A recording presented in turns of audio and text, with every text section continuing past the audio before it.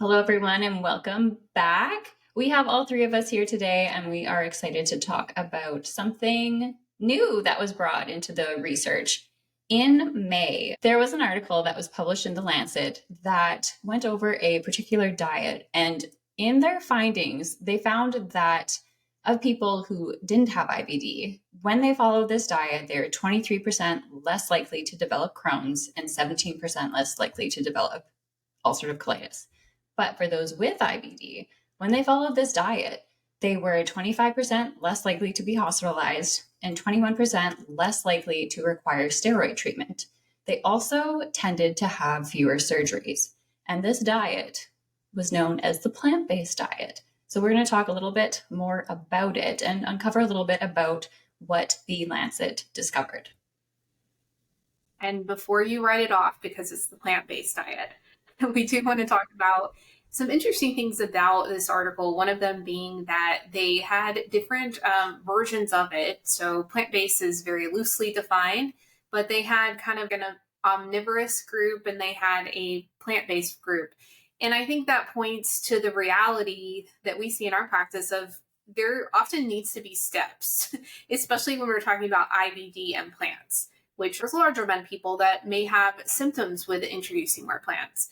So there's a lot of varieties to how you can incorporate this, but I think the core aspect and takeaway for me in reading it was just, another article that points to the importance of including plants in general as being the core reason that that I think is leading to these good results is that there's plants present. And plants do a lot of good for our gut health overall. This matches earlier research too. Other studies that we've seen over the years, one of them being that there's a study that looked at those that restrict fiber and those that don't. Those that aren't restricting fiber are 40% less likely to have flare-ups. And we see Krista, you've talked a lot about how when we restrict too much, there's things that happen within the gut that can change and alter symptoms in a more negative way. And I agree. I think this just continues to give us even more robust evidence and can continue what we've been saying for a while now, that one, diet does matter. And again, ants and having them present is really important. And we even mentioned that before we got on, where we get in the most trouble outside of just making sure we eat enough in general. But when we have animal-based anything, any sort of product, and we don't have the fiber, that's when we create the most negative impact on the gut. And this again just reinforces that. Yeah, that's a really good point. Danielle, what are your thoughts from this article? What really interests you about it? Well, it is always cool to get more information, especially the really interesting thing about this one is the number of people that they pulled all of this data from. I think it was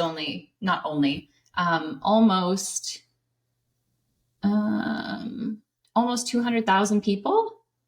That's a lot. Yeah. And so why do I say that? Because when we have a large sample size like that, it just speaks volumes about the research meaning that much more. If there was 2 people in this sample size, it wouldn't have as great of an effect. It is nice to hear that with this, it's not just plants that they saw an impact. They saw an impact with plants and fish and eggs. Yeah, the second group, the omnivorous group. But I think in both of those, the overlap was that the inclusion of plants, they were including plants in both of those. Yeah. Yeah. Right. And Ashley, did you see anywhere at all? Did they ever mention the amount of plants or fiber they were eating in the day? Because that is of interest to me. That would be of interest too. I think the way they have it laid out from what I saw, and Krista, you can tell me if you see anything different, but was that it kind of like a point system, the more plants you had was a point, and then the way they extrapolated the data. And then they even looked at level of processed food, because obviously there can be different varieties of plant-based. Plant-based could be a bunch of junk food too, but they actually looked at that and sort of teased out, they took points away, for example, if someone had a more processed diet, or if it was very animal heavy, to really get a spectrum of like what's actually happening in the diet and what's making the biggest difference. So I thought that was really unique. I don't know that they spoke to the actual amount of fiber, but I would imagine if they're getting more of the plants and grains and stuff, that they're going to naturally increase the fiber intake compared to the normal person, closer to the needed 20, 30 grams. There's a lot is in here. Yeah, and it seems like they're talking about exposure at one point too, and just the greater exposure to the plants, in the healthy score range, or however they specifically said that, but just meaning that greater exposure to plants, increased intake was the most protective, which, yeah, we've been talking about for a long time in our practice, so that's good reinforcement. Yeah, so all of this matches, a bunch of other previous studies. And something I want to speak to is for people who get overwhelmed with all these different diets that you could do. I think the more research that I read and we read as a practice, the more that we are able to tease apart, like, these are actually the elements that are doing most of the work. It's not necessarily you sticking, strictly to any sort of diet. It's more so there are trends throughout all of them that are effective. And we know plants to be one of those. And where we help people bridge the gap if they're not able to include more plants is helping you modify and have, like steps to the including more, which it's kind of like Kristen and I were talking about, how it's kind of like going to the gym when you're building muscles, like how you're also building your gut microbiome, and it can take time and consistency and baby steps, like you always say, Danielle, like slowly building over time. Yeah. So if you feel overwhelmed by the thought of going plant-based, know that even in these articles, there are steps, and there's a spectrum that you can be on, that anything you do towards that, being more on that spectrum, the better for your IBD, your gut health. If you're going from not much of any fiber to at least getting a little bit, in a comfortable way, maybe just starting with a low fermentable fruit that's in like a quarter cup serving size, and trying that for one day, and then trying something the next day, and then repeating one of those, and then something like that. Yeah. Can you think of anybody that has done this in a flare, like a I've just got people post-op who are scared of blockages in the past and things like that. Yeah. Actually, there's been 2 or 3 clients in the last week and a half that they have said that they have watched either our YouTube or listened to the podcast, and were like, oh my gosh, I need to eat fiber. Okay, let's go. So they started introducing fiber. I don't know how slowly they introduced it, but they introduced it. They noticed a change in symptoms. A lot of them reported like improvements in bowel movements. They maybe had a little bit of bloating when introducing fiber. So just know when you do introduce fiber, that is something that may occur, but going for walks, drinking peppermint tea, talking to dietitians. Yes, can all be helpful in decreasing your symptoms around introducing fiber.